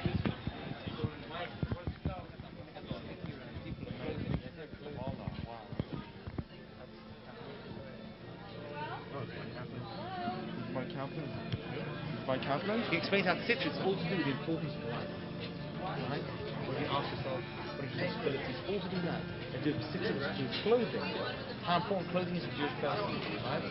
Running around is naked is not what they're meant to be. And citrus represents that. The idea of the knots on the citrus represent the mitzvot, the colour of the citrus, right? Certain colours are used, for example, like the chelet is the ideal way of doing it, and that's blue and white blue is used. You understand? It's all very, very important. Exactly why, where, and how the citrus are used. You know, there's so much symbolism and so much information about exactly what the citrus is. Either clothing, color. Anywhere in the Torah speaks about it. The Torah speaks about the citrus. Yes. And Rashi, that's right. And you understand, Rashi will bring down how important, how the color, the chelet, which was like a blue, which came from a certain sea creature. Because nowadays it's not ma'akev. That means you don't need to have this blue color on citrus anymore, right? Because we don't know. Most people have lost the source from which creature it was come from, right? They know exactly where the creature is, right? Some people today do say they found it. You see, some people today will have like a strand of blue in their tzitzit. Some say the black stripes on the talit and the tzitzit katan represent is a remez, is a hint to that chelet, that color, right? It was actually the name of the animal was a chilazon. It was an animal they used to have, which is different colors too, many colors. That's right. That's right. I said, oh, that's nice. It's just decoration, but the real thing is this blue. And the blue reminds me. When you look at it, it reminds you of Kadosh Baruch Hu. It reminds you of the sky, the same color as the sky and the sea, and the Kadosh Baruch Hu's kisah kavod, right? So the whole time you have it, and you wear it. Think about it. You wear this mitzvah. this, you put on your body, have it on you all day, every single day. You have this beautiful mitzvah on your body. That's the idea. So wait, you're wearing it under? I mean, underneath it, yeah. But what is it? But it's a thing under too. It's like a baguette, like a vest underneath it. It basically, every time you wear a four-cornered garment, you have to wear tzitzit. Okay? If you don't wear a four-cornered garment, you don't have to wear tzitzit. What's a four-corner? Any garment which has got four corners, 1, 2, 3, 4. No, nothing we're wearing now has four corners. There's no four corners. This is circular, right? So on purpose, since the Jews won the mitzvah, they wear the garment. And the Gemara tells a story of someone called Katina, who didn't want to wear tzitzit. He said, I don't wear four-corner garments. I'm not mechuyev. I don't have a responsibility and obligation to put on a four-corner garment so that we can have this beautiful mitzvah. The chance to have a beautiful mitzvah. This explains to you exactly why you have it. And again, the idea of clothing is a very big thing in Judaism. Running around naked, while the non-Jews running around as apes, right? Naked around the jungle, right? We were getting clothed. We were saying this is not what we're meant to be. We're not animals. Animals don't wear clothing. We're the only creatures. We're not creatures, but we're the only mammals who don't have these things on. Right. Okay, we're out of here. Hold on. Quickly, take, please. Anything else? Start on the front. We have.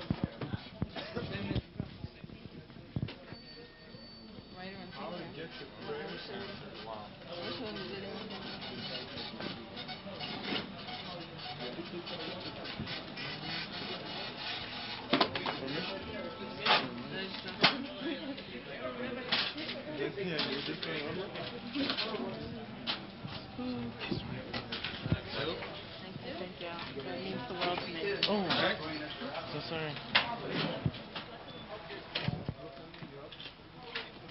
What are you getting? Getting these for my twin sister. Oh, nice. For my older sister. Oh, that's nice. Yeah. She'll treasure it. Sorry.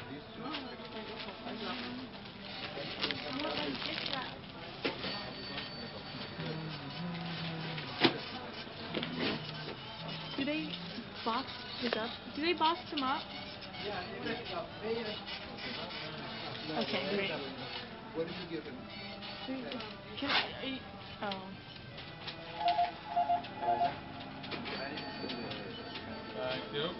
What is this translating? You want a weekday server?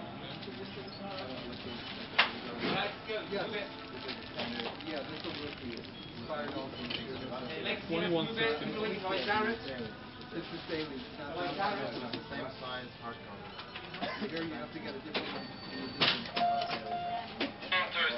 Which one? You want the both or that one or this one? It has like, you don't have like a crossover. You wouldn't have a crossover. Thank you. Get the cookie button.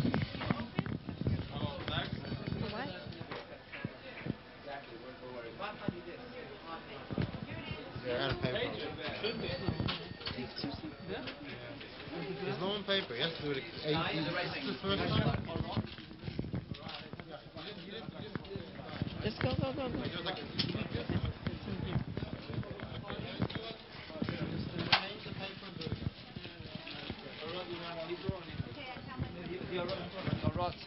Spidey weekly sitter.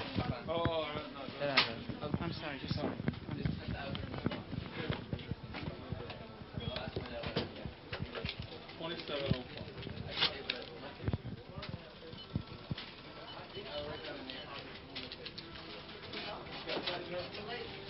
Come on, come.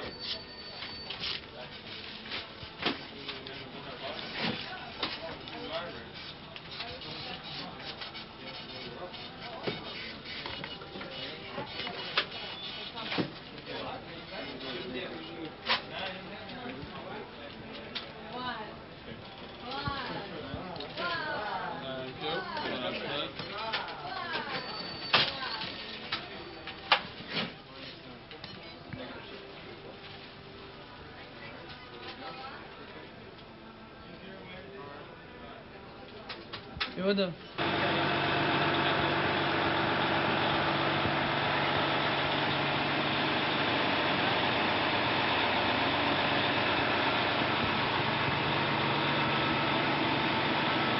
Ambulance corps.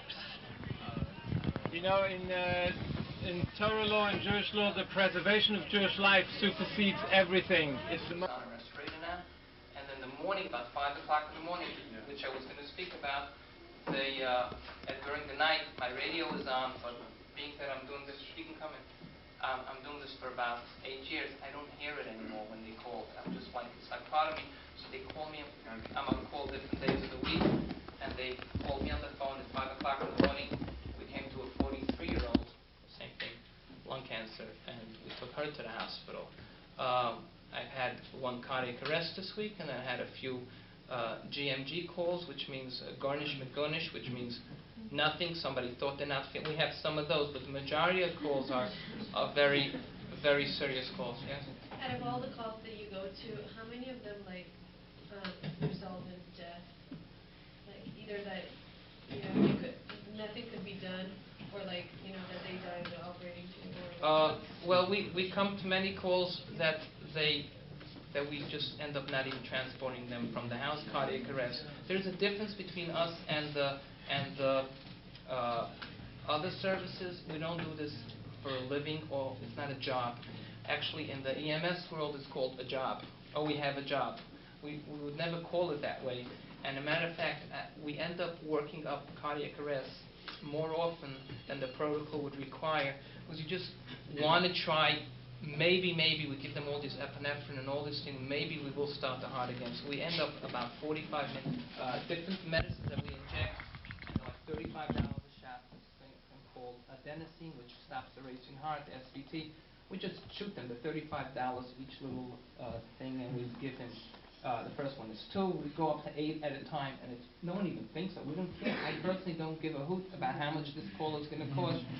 It's saving a life. What about responding to a call on Shabbos or a Yom Tov that's not necessarily like that? Okay, until we weren't there, we have no idea that it wasn't a serious call. I had a call just around the corner a few years ago. Old lady fell in the hall. You know that. They have a boo-boo here, and they have a little bang on the back of the head. She fell because she was in cardiac arrest. When I got there, I realized that she had no heart rate, and I ran, and my wife was in the car, and she said, "It's only an old lady that fell. Take it easy. Don't kill us on the way." You know, we do drive a little. Some people accuse us of driving a little bit wild to get there. But when you know that every minute counts, you just give it what you have. Do you still ever cry or you sad over these people? The 12-year-old.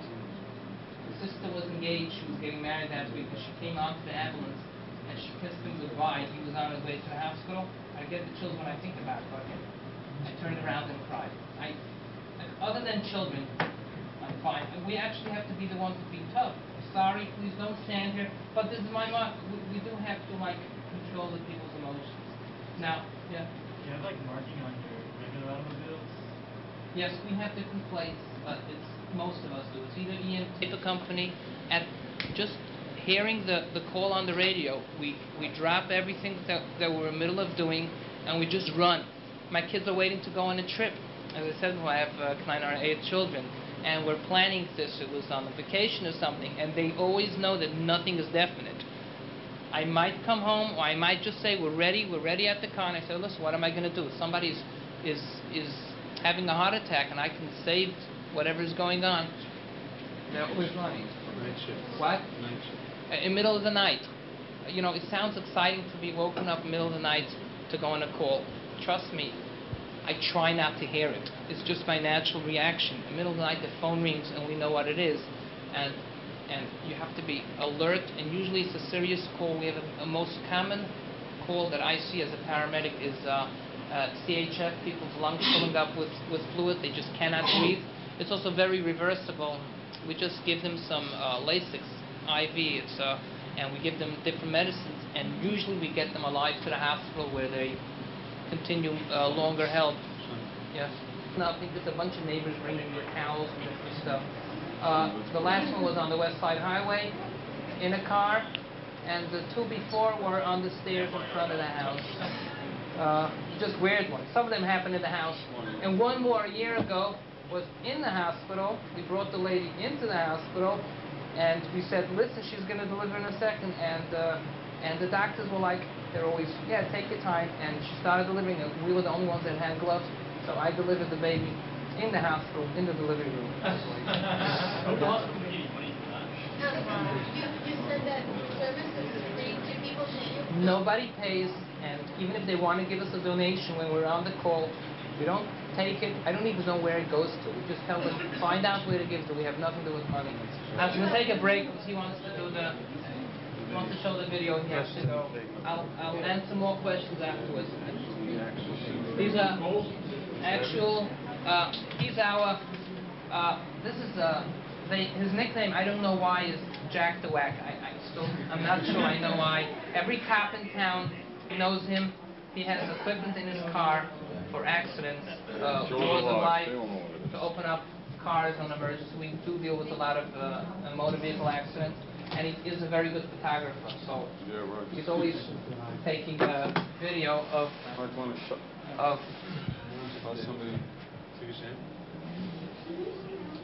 Did you guys use the bird in the tunnel? She was coming from places.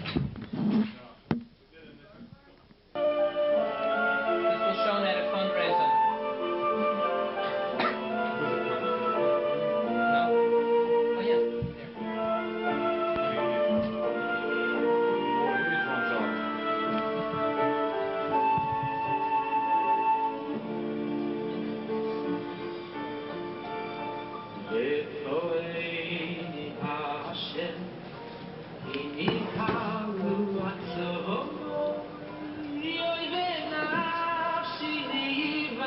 We also do transports cross country. I just did a transport to Israel. Critical patients.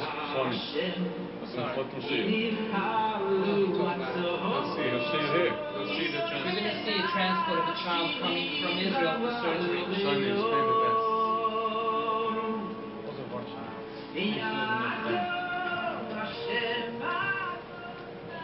What you are about to see during this visual presentation are just a few of the emotional, heartwarming highlights exhibited by the volunteers of Hatzalah Borough Park this past year.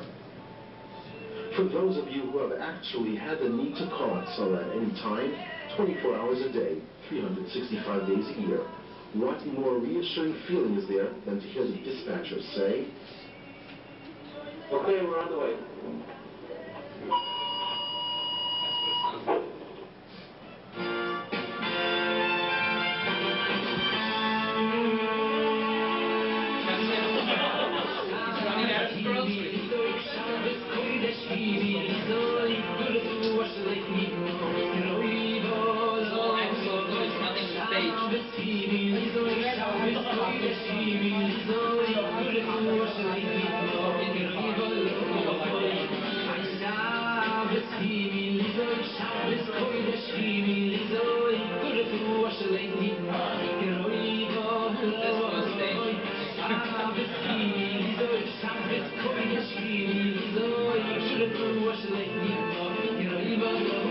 This guy has a hat store. He shuts it down 10 times a day.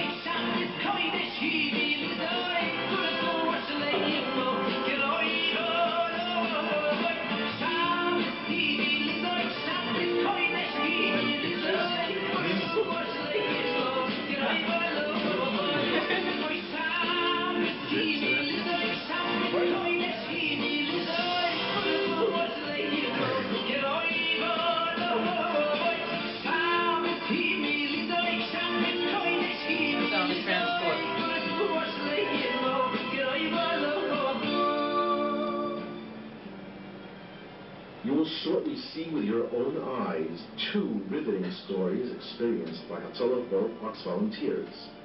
All done with such mesiras nefesh, care and dedication exhibited by them to all those in a time of need. This being done at a moment's notice with little regard for their own well-being.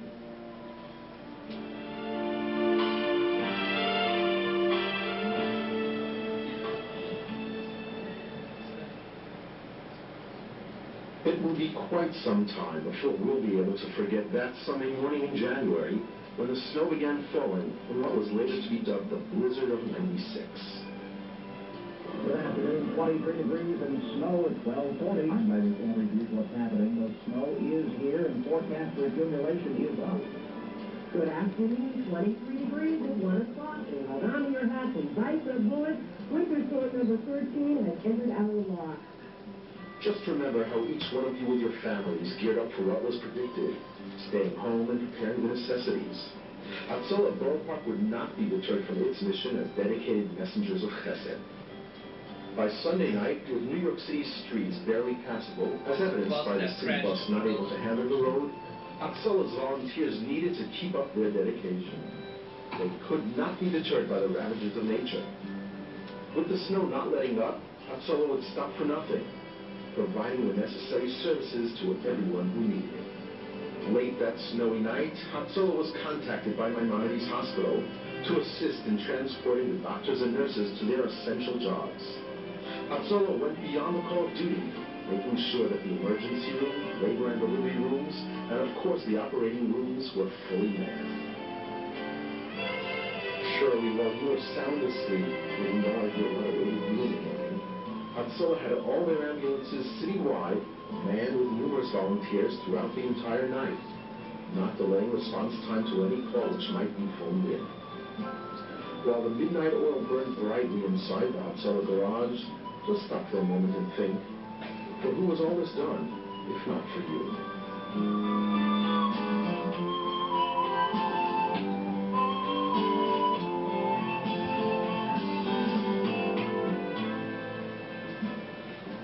By the next morning, new medical emergencies began pouring into Hatzalah's phone center. The volunteers realized that this day, perhaps more than any other, their dedication to their chesed work would be needed more than usual. Hurry to the city. The area for a trauma situation. We have any units available for 15 and 55.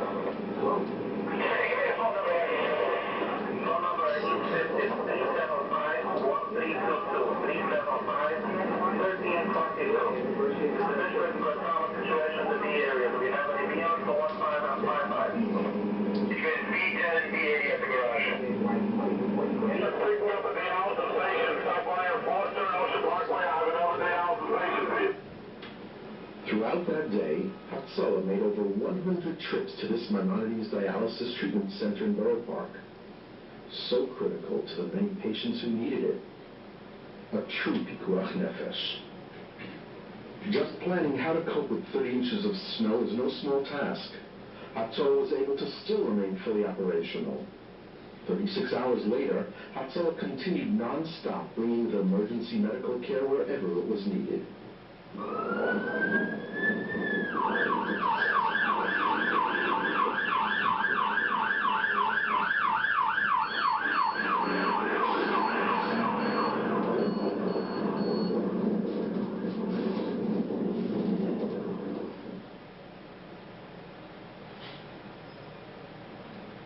This past December, Hatzalah was contacted by an organization in Eretz Yisrael called Ezer Mitzuya to assist in transporting a 10-year-old boy named Shai Shmayahu from an airplane to the NYU Medical Center in Manhattan. With little Shai unconscious and in need of emergency surgery within 48 hours to save his life, Hatzalah stepped up its operation for this unusual request, making the necessary arrangements. Hatzalah gave the clearance to Eretz Yisrael that they were ready to assist, informing them that they could indeed send the critical patient on the next El Al flight. Numerous ambulances were dispatched in Eretz Yisrael to assemble the group who was to accompany Shai. One ambulance was sent to the